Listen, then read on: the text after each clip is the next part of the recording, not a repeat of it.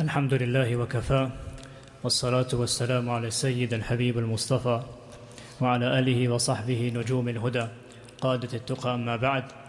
Continuing with the Imam al-Bukhari radiyallahu anhu's book on adab and etiquettes, Adabul Mufrad, we find ourselves in the chapter that Imam Bukhari radiyallahu anhu brings regarding the punishment of disobeying and not being dutiful to the parents. So the chapter is Babu Uqubati Uquq al-Walidain. Under this chapter, Imam Bukhari radiyallahu anhu brings a narration where he is explaining the narration of Abu Bakr radiyallahu anhu. He mentions that Rasulullah sallallahu alayhi wasallam has said, ما من ذنب أجدر أن يعجل الله لصاحبه العقوبة مع ما يدخر له من البغي وقطيعة الرحم. There are two types of sins that are most deserving of a punishment, of course in the hereafter, but are most deserving of a punishment both in this world and the hereafter. And Rasulullah sallallahu alayhi wasallam lists them, and he mentions the first one being dhulm, oppression, and the second one being to cut family ties. So we see the severity of the deed, cutting family ties in general, and even more so when it comes to disobeying and disrespecting the parents. The next chapter Imam Bukhari radiyallahu anhu brings is regarding making the parents cry. And he explains that this is from the greatest and kaba'ir, it is from the major sins. Buka'ul walidayn min al-uquq wal kaba'ir. Now the main chapter to discuss for today is Babun Da'watul Walidain, the dua of the parents. Under this chapter, Imam Bukhari radiyallahu anhu, he brings two ahadith. The first one, you could say, is a basic rule, and the second one is a story. So we'll cover the basic rule. Abu Hurairah radiyallahu anhu mentions that Rasulullah sallallahu alayhi wasallam has said, ثلاث دعوات مستجابات لا شك فيهن.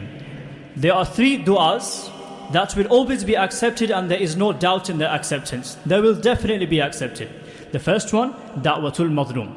The dua of the oppressed person will always be accepted. Rasulullah sallallahu alayhi wasallam has said, اتقي دعوة المظلوم فإنه ليس بينها وبين الله حجاب.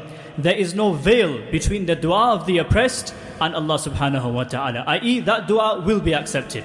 The second one, da'watul musafir.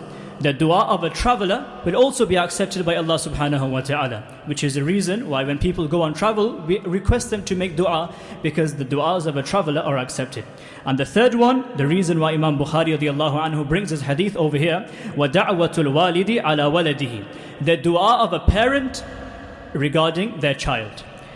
When a parent makes dua for their child or against their child, it is one of the closest duas to Allah subhanahu wa ta'ala, and one of the main du'as that Allah subhanahu wa ta'ala accepts. And that is why Imam Bukhari radiyallahu anhu brings this next hadith, narrated in both Sahih Bukhari and Sahih Muslim, by Abu Hurairah radiyallahu anhu. He says that I heard Rasulullah sallallahu alayhi wa sallam saying, مَا تَكَلَّمَ مَوْلُودٌ مِّنَ النَّاسِ فِي مَهْدٍ إِلَّا عِيسَى بْنُ مَرْيَمَ وَصَاحِبُ جُرَيْجٍ. Rasulullah sallallahu alayhi wa sallam mentions, there were two babies that spoke in their cradle. When they were born, you could say two newborn babies spoke as soon as they were born, or very late and very close to their birth. The first one, we covered today in Taraweeh, Isa alayhi salam. When he was born, he said the words, Inni Abdullah, Atani al-kitab wa ja'alani nabiyya. I am the prophet, I am the servant of Allah, He has given me a book, and so forth. The second one, Rasulullah sallallahu alayhi wa sallam mentions, وَصَاحِبُ جُرَيْجٍ. This individual called Jurayj. Rasulullah sallallahu alayhi wa sallam mentioned these two people, and the Sahaba radiyallahu anhum knew regarding Isa alayhi salam, so they did not ask. But they weren't sure who Jurayj was. So they asked Rasulullah sallallahu alayhi wa sallam, who is this Jurayj that you're making mention of, Ya Rasulullah? So Rasulullah sallallahu alayhi wa sallam explains, Jurayj in the previous times was a very pious person. He was so pious that he had a dedicated room, a dedicated space for his worship, and he would spend hours and days and weeks, and lots of time would go by, and he would be dedicated in his ibadah for Allah subhanahu wa ta'ala. He would just be in ibadah, that's it. Close by to his place of worship was a little farm, and in that farm was a farmer. And nearby there used to be a woman who was known for committing immoral deeds. She was known for immorality and prostitution. And she would very frequently visit this farmer in that field. So on one side, Jurayj is there doing his ibadah. On the other side, there is this farmer who is being visited frequently by this immoral woman. As time passes, this woman that's visiting the farmer falls pregnant. and she gives birth to a child. When she gives birth to a child, she is made to attend the court of the king, the court of the ruler at the time, and he questions her. You are not married, you do not have a husband, you have no partner legally or Islamically, or according to the Sharia of the time. How did you give birth to this child? What did you do? Who did you involve yourself with that made you give birth to this child? So of course the woman, she knows that she is in the wrong, and she tells the king, she tells the governor that it was Juraj.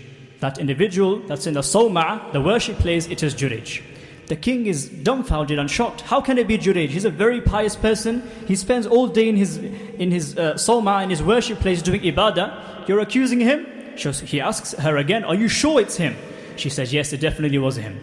So the king obviously is very angry. He orders his men, go bring him to me and go destroy his place of worship. So they go towards his Sawma'a, his worship place, with axes, and they destroy his worship place, and they bring him to the king with his arms tied to his neck.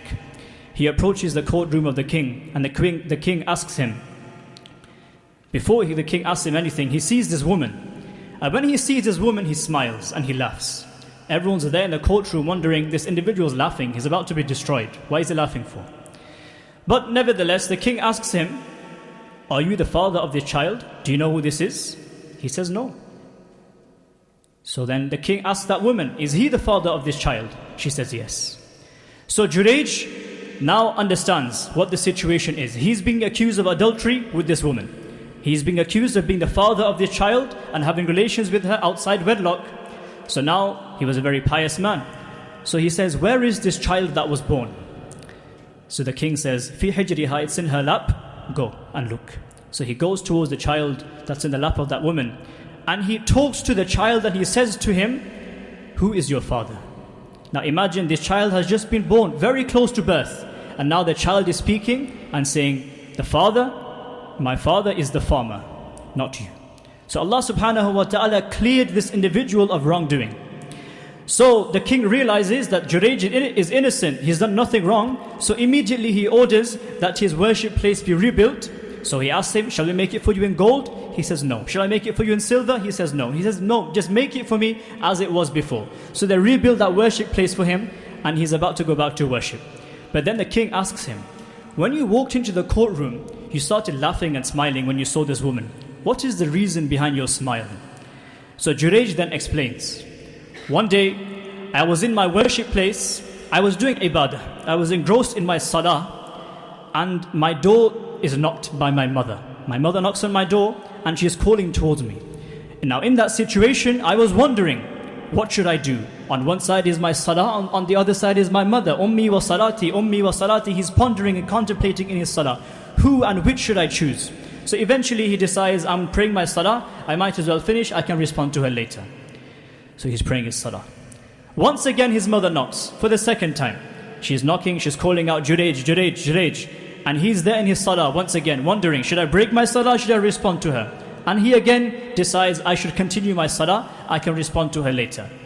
For the third time, she knocks again, and this time she's getting more and more frustrated, no response each time. So she's asking and knocking on the door again, Juraj, answer the door, where are you? Juraj is in his salah once again, and he's wondering, Ummi wa salati, who should I respond to? Who should I give preference to, my salah or my mother?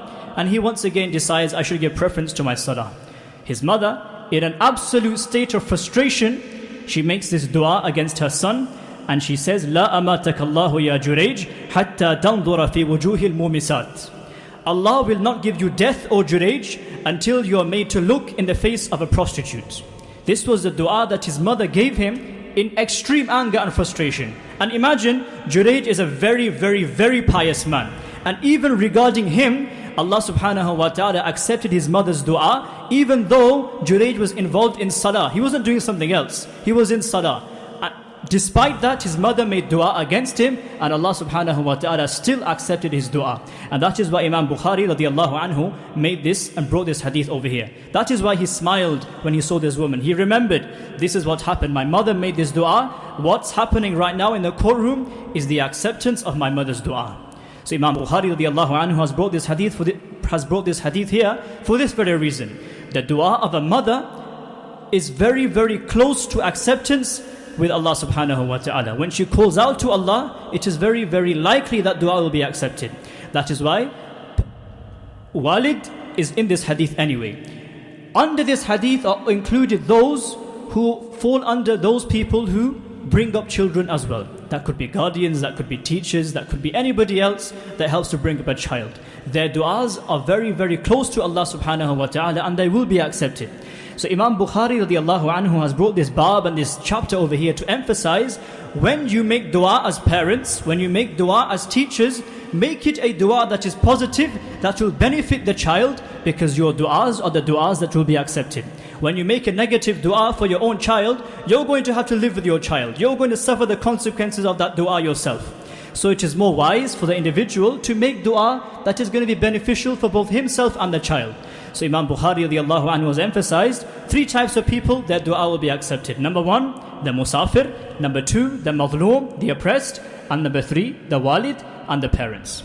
So you pray Allah subhanahu wa ta'ala makes us from amongst those people who call out to Him in times of hardship and ease, but in words of goodness. And may Allah subhanahu wa ta'ala grant us success in calling out towards Him, and may our du'as be accepted when we call out to Allah subhanahu wa ta'ala. And may Allah subhanahu wa ta'ala accept our ibadat in the month of Ramadan.